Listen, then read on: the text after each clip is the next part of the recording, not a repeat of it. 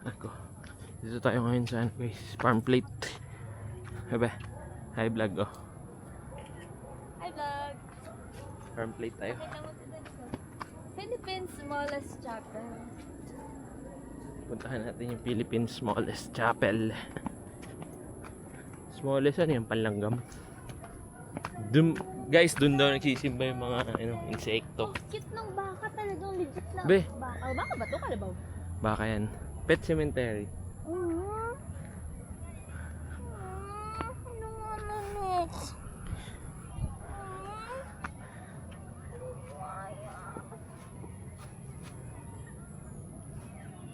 Dito guys, pet cemetery. Baka ba yan, gani? Legit siya na baka na yung may spot-spot.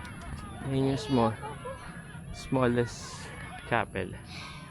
Ay, puro aso. Pero at least ibang ganda yung pwesto nila.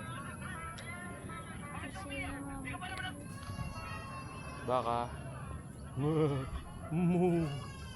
Bah. paano kaya tinatawag? Kalapatis.